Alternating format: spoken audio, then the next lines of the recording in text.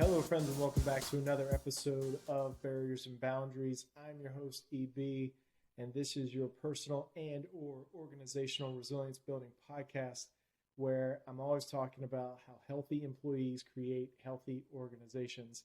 And today we're going to do just that. And I want to start off with a little story. My son, who is in junior high, middle school, doing that whole thing, he started school recently, like most of our kids did, and he he got his locker, and we were looking at it, and I just realized that he needs a shelf. He needs a shelf in his locker, and I was going to be the guy that is going to build it for him. And just a disclaimer, I'm not good with building. I was never an arts and crafts guy. I was never the guy who was like, let me go and build all this and just show off how great I am at this. But I just had this weird, it was a weekend. I was like, oh, let me go, so we went. I bought a couple pieces of wood, three slabs of really thin wood that would fit in his locker really well. And what I didn't realize was I was buying the wrong material because. And you're going to think I'm pretty stupid. And it was a pretty stupid choice to do this. But instead of brackets to hold the wood together, I bought door hinges. I don't know why. But I bought these door hinges and I put it all together and I stand it up and it just collapsed. And, obviously I felt like an idiot because I was an idiot in that case. But it got me thinking, as I'm always thinking of learning and growing and opportunities. This was a bounce back from adversity moment for me. But it got me thinking about what we do in organizations to build resilience. And a lot of times, I feel like we're not even aware that we're not using the right materials, and we're not giving step-by-step instructions. And not that all resilience needs step-by-step instructions, but at least the guidance and the path, because, well, one, that's what boundaries is, right? Is establishing those healthy boundaries so you can stay on the right path. But a barrier to resilience, for sure, an obstacle to resilience, is definitely using the wrong thing. So don't use door hinges when you need to use brackets. Or you're not going to build a shelf that's sturdy enough to hold anything. But it got me thinking, like, what are some of the things that we use that we think is resilience, especially in our organizational resilience concepts. And one of them that came to mind is this idea of coping, and the fact that we think we're teaching or pushing resilience when we're really just training people how to cope with harsh realities in life. And it's not really fair to the employees, and it's not right for you as a leader to push this idea of resilience is just a manner of coping. Whether it's personal struggles, professional challenges, navigating the unpredictable world, we need resilience, right? And we need to do it right. We need to do it in a healthy manner.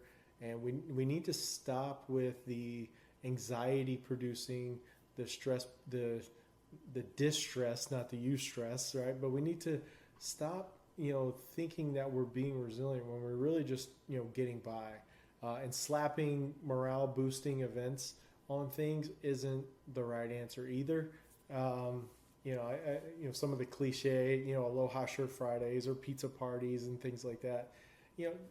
Try to boost morale, sure, absolutely. But I think the real morale boosting efforts come when you are resiliency focused, when you're thinking about the long-term impacts of adversity on your organization and just how you're learning from those moments. We talk about at Barriers and Boundaries that resilience is bouncing back from adversity, but also learning from it in the process, and being able to really tap into what it means to not cope but be resilient. There's a lot of growth that's involved in that. And how do we grow? And I believe we grow in two ways. I think the first way that we grow is equipping people. It's getting them the right materials to do their job whether that's resources, that's training, that's paying them the right salary. There's a lot of different things you could focus on. In personal, think of it this, in personal resilience, how do you better yourself? You have to start with the different aspects of who you are. You're an emotional being. You're a mental being. You're a spiritual being. You're a physical being. You're a social being.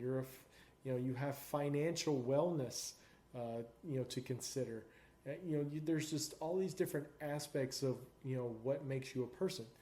Same way when it comes to your organization, it's simple things like how you run meetings, right? How you communicate internally versus externally, how you market, how you do sales, how you do logistics, how you do admin and HR. So there's all these different aspects and components of what makes your organization what it is, and there's ways to focus on building resilience in each of those. But it takes this desire to learn, or maybe unlearn, or maybe relearn. What is the healthiest option in terms of resilience for that aspect. And the way we do, the equipping piece is having all those materials, having the right materials, not using, door hinges when you need brackets, and not trying to force it or push it off and just throw duct tape on it and try to make it work. Long story there, right?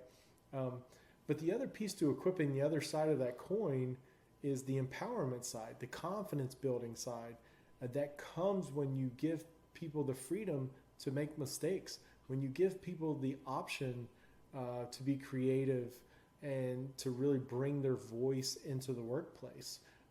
When we talk about diversity and inclusion, the goal there is for people to be who they are in that space, and allowing that person to contribute, to the organization's growth, to the well-being of the culture, and really just seeing that as, it's not just a check in the box, but it's really something that you're like, you wouldn't have come up with. It's that person bringing who they are to the workplace, and they're contributing, with, value-added activities and thoughts and ideas and services and, whatever the case may be, but just creating that environment and that culture as a leader in the place. So you're not just providing the, equipping, but you're also kind of empowering that. And a lot of it for you as the leader,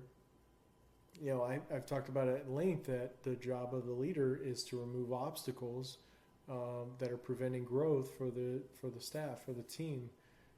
And then, but what that really requires is your belief that they can grow, your belief that they can be resilient. If you don't have the belief, don't even bother. Don't even start some resiliency plan, some resiliency project, or have it even as an objective or a goal in your business. Start with the belief that resiliency can happen, and just watch and see, what can happen. I believe that I can build a shelf, but I know that I need the right tools, and I know that I need the right empowerment. And a lot of that comes by seeing it modeled, whether I'm watching videos or reading, or, having a manual and a step-by-step instruction. It's going to be different for everyone, and that's part of getting to know your people and establishing that trust. But being able to, one, start with the belief and creating that culture, creating that environment.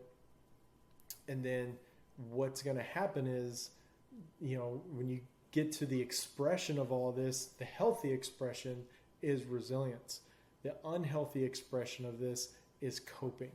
And, let's just start by being honest if we've been coping, or have we really been on the path towards resilience. So just something to think about, just a reflection for today, not too long, but I really wanted to kind of just get this out there. I've been thinking about it for the last couple of weeks with this whole shelf debacle. But until next time, EB out.